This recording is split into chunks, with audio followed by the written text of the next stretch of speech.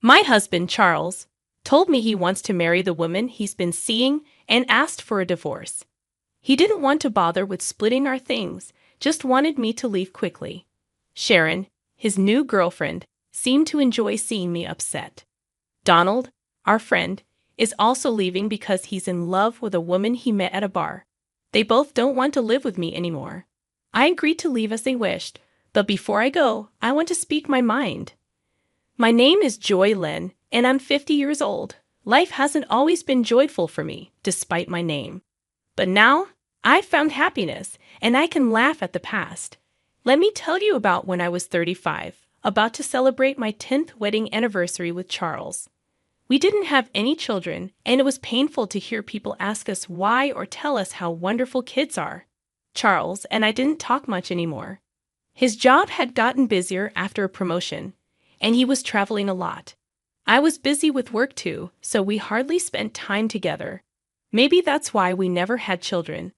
I used to think that whether we had kids or not didn't really matter much in a marriage. Then one day, our family unexpectedly grew, but not in the way we hoped. Instead of a baby, it was Charles' parents who seemed like they came straight from hell.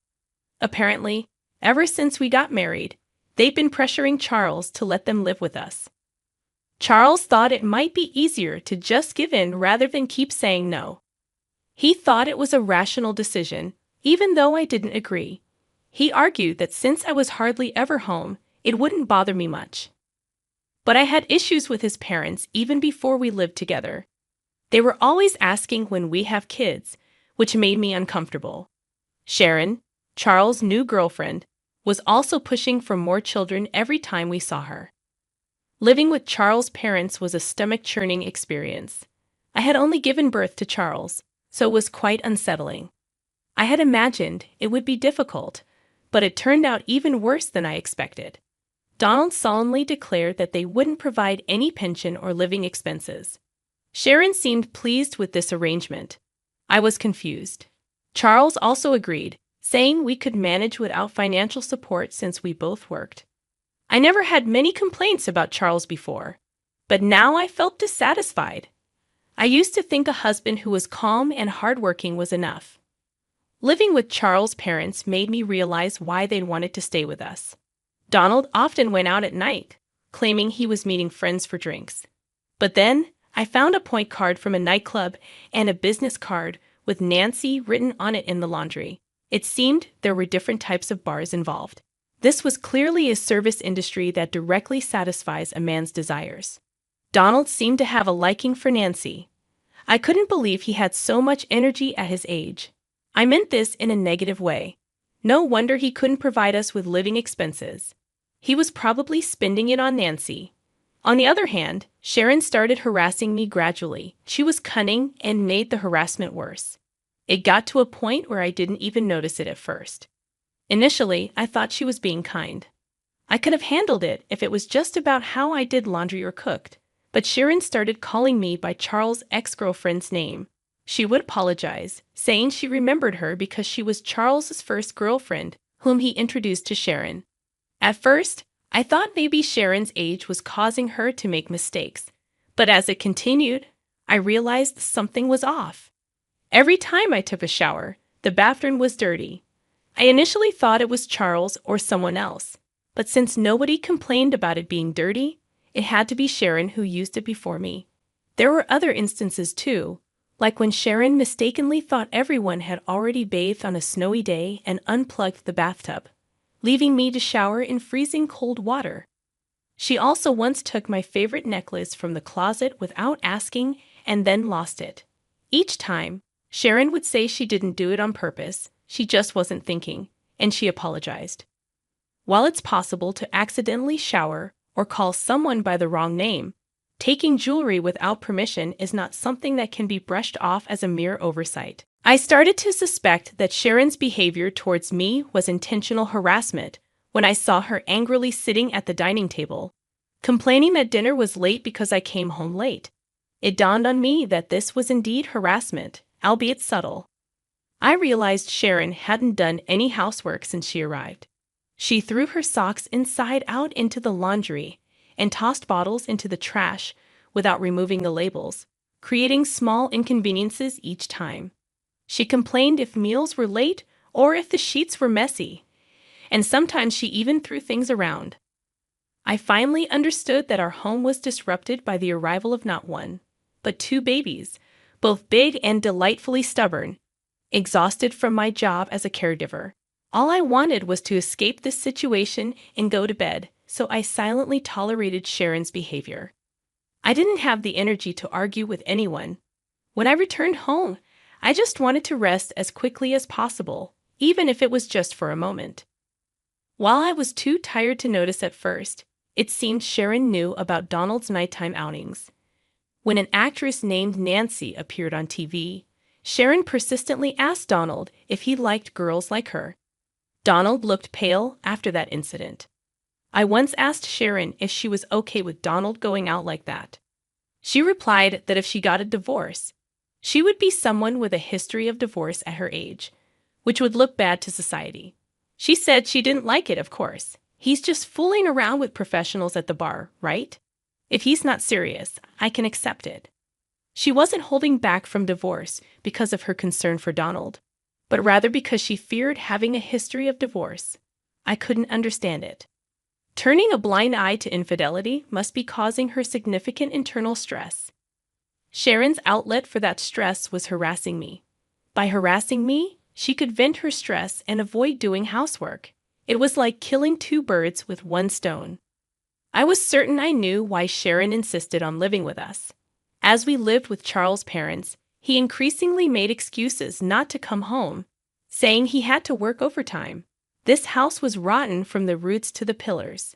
At this rate, even I might end up crushed under the rotten floorboards. Then, one day, about 6 months after we started living together, Charles, who rarely had the same day off, said something unexpected. "Please, let's get a divorce." It was a shock. It turns out, Charles had been having an affair with a classmate for a long time. He even said he wanted to marry her, and I had no clue. Apparently, they started dating just before he got promoted. I thought he was working hard for our sake, but could it have been for his classmate? Was it my fault for not paying attention to Charles' behavior? Using my exhaustion as an excuse, I thought affairs only happened on TV or to people like Donald. Maybe it's natural for Charles to cheat, given that Donald does it too. "Once this house is ready, my girlfriend and I are moving in. You can take your things and leave," Charles declared. Sharon asked what's going to happen to us. "You can stay. My girlfriend doesn't mind sharing," Charles responded. "What a nice girl," Donald chimed in. "Don't let her get away with it. If she asks for property division, we're going to use this house and everything in it." "Yeah, she's a really good girl, especially if she's cuter than Joy Lynn," Sharon added, giving Donald a look as if to say, "There you go again with women." Charles and Donald just laughed. "These people are hopeless," I replied. "All right, I'm fine with the divorce. There's a memorial ceremony in Atlanta soon, right? Can you wait until then?" Charles scoffed. "Planning on enjoying the feast at the memorial ceremony, are you? How pathetic. There's no way I'm taking the woman who's divorcing me. Just leave already." I shot back. "Who's the pathetic one here?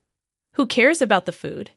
Despite everything, Sharon and I, the only women in the room, both cheated on, couldn't seem to get along. No, I was planning to move out on that day. Going back home is a bit embarrassing since I was cheated on. Finding a place and handling the paperwork takes time. I thought it would work out around then, I explained. Charles, not Sharon, replied condescendingly. "If that's the case, fine." Cheating and then acting all high and mighty. Don't underestimate me. I'll destroy everything. A week passed, and the long-awaited day of revenge finally arrived. That day, my parents-in-law and Charles left the house early in the morning to attend a memorial ceremony in Atlanta, planning to return by evening. All right then, let's give it a try, I thought. The garbage collection service I had hired arrived, and I had them load all the furniture in the house into the truck. The sofa, the microwave, Charles, and the parents-in-law's bed, Sharon's clothes that had accumulated since moving in, Charles' favorite new vacuum cleaner, Even the refrigerator and its contents. All of it gone. Ah, minimalism is wonderful, I thought. With each item thrown away, it felt like my troubles were disappearing. Next, the movers came to transport my important belongings to my new place. By evening, the house was empty. The front door made a sound. It seemed Charles and the others had returned. I decided to greet them one last time as a good wife and stood at the entrance with a smile. What, you're still here? Charles frowned openly, as did my parents-in-law. Oh, that's harsh. It's the last time. So it's fine to see each other's faces before leaving, right? I wanted to see your face. Charles blushed slightly and chuckled. What's the big deal? Fine. Let's have a meal together one last time, shall we? Charles, strangely in a good mood, heads towards the living room. Saying this, followed by Sharon, who looks exasperated, saying, Charles is so sweet. Donald, on the other hand, turns to me with a proud look, saying, That's my son. I'm baffled. Having a meal together would have been a nice way to part if there was anything left to eat. Huh? What? The meaning of my words hits Charles upon opening the living room door. He lets out a silent exclamation. Sharon, annoyed, peeks into the living room after Charles and exclaims, Just like him. Donald does the same. Wait, why? The fridge? No, even the furniture, appliances too. Why is there nothing anywhere? Of course, I threw them out. The house feels much bigger now, doesn't it? I thought it would be bad to leave old furniture for your new life with your girlfriend. Consider it my parting gift. Why weren't you preparing to move? I've already moved. You throw away things you don't need when you move, right? Have you forgotten most of the things we bought when we got married were purchased with my money? Nothing bad will happen just because I, who didn't need them, threw them away. At my words, Charles points at me, his mouth moving but no words coming out. He seems too shocked to speak. With this, I'll forego any division of property. Well, there's hardly anything to divide anyway, I continue. Sharon, furious at my smile, says, What have you done? I'll return that phrase to your foolish son. There are limits to indecency, like cheating while having a wife and then saying to leave because you're remarrying. Wasn't your upbringing at fault? How could you speak to me like that? You were such a terrible daughter-in-law. Do you still consider yourself my mother-in-law? To me, you're just another old lady. I speak with a malicious smile, and Sharon mutters, so ungracious, shaking with anger. It's a secret that seeing Sharon angry is starting to be a bit fun. Don't you remember? If I ask for division of this house, you can't refuse, can you? Without the house, where would you two strangers live? You sold your family home, right? Yes, the parents-in-law had sold their house when they moved in with us. We won't need it anymore, they had said. So this house was absolutely necessary for them.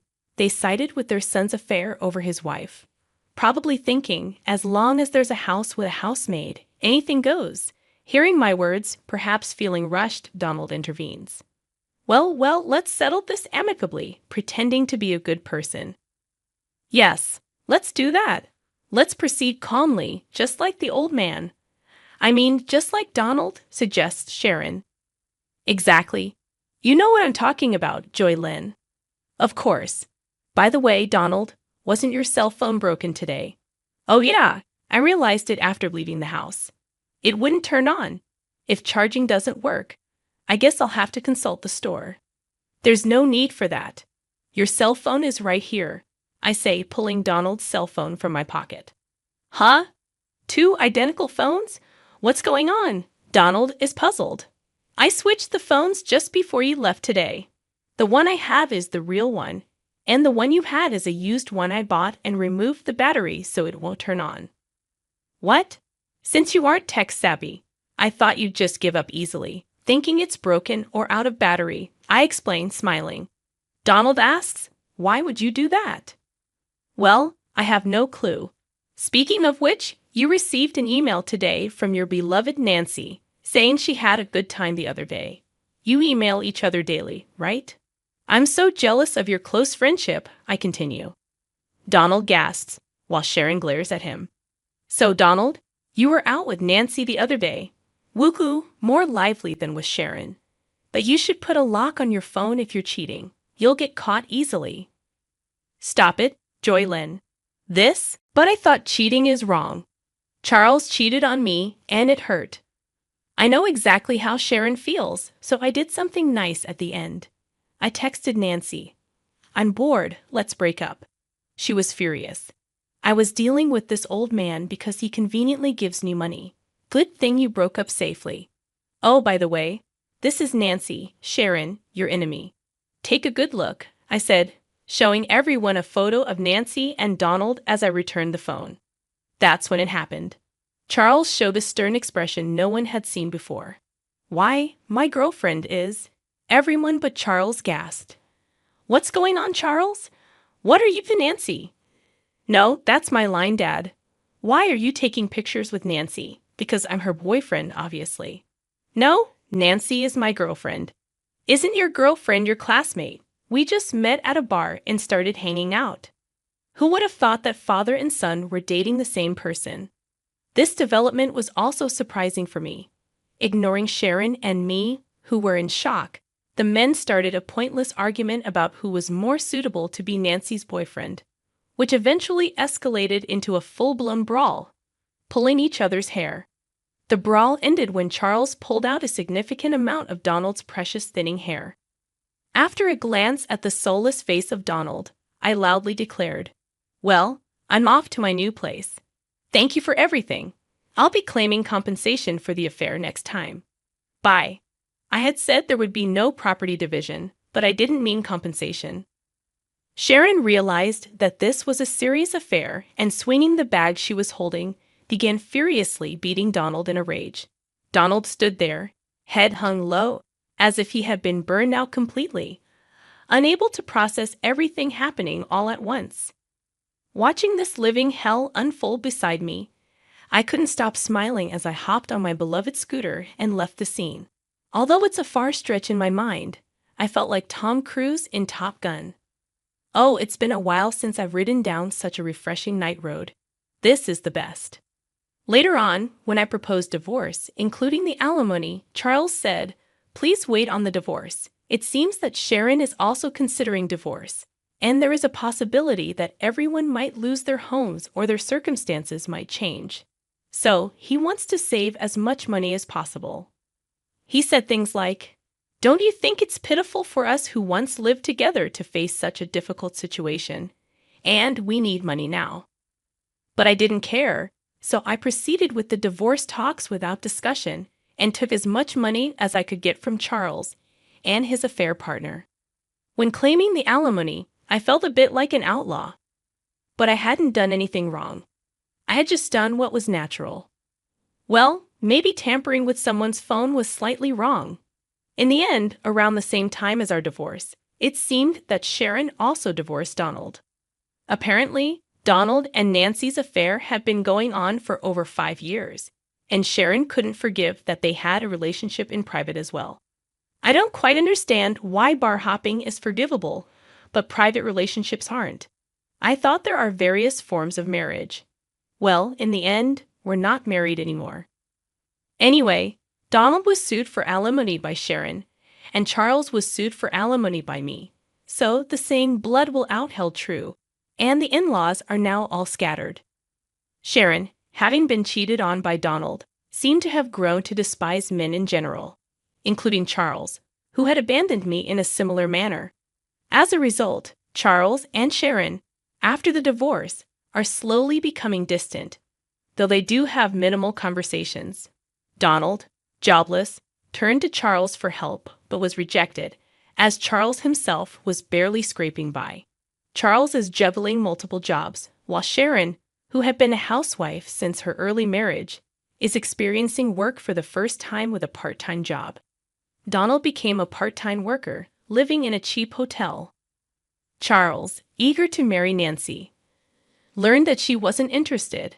Nancy saw both Charles and Donald as mere extensions of her bar work, as convenient sources of money. It turned out that Nancy had other men besides Charles in the same capacity. Charles, having been classmates with her, mistook her for being serious and believed she was his destiny. But in reality, it was a foolish and trivial story. In the end, both men were deemed unnecessary by Nancy, even as convenient sources of money, and were discarded. From my perspective, I thought, since I'm leaving, might as well destroy everything in the process, just as I aimed.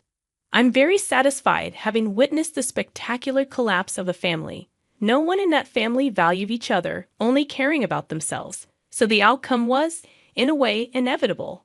Essentially, they were a family in name only, lacking any compassion. Now, I think it was good that I got away from that household. On the other hand, while I still come home exhausted from work every day, living alone has freed up my time as I no longer need to allocate it for someone else. I have more freedom than when I was married.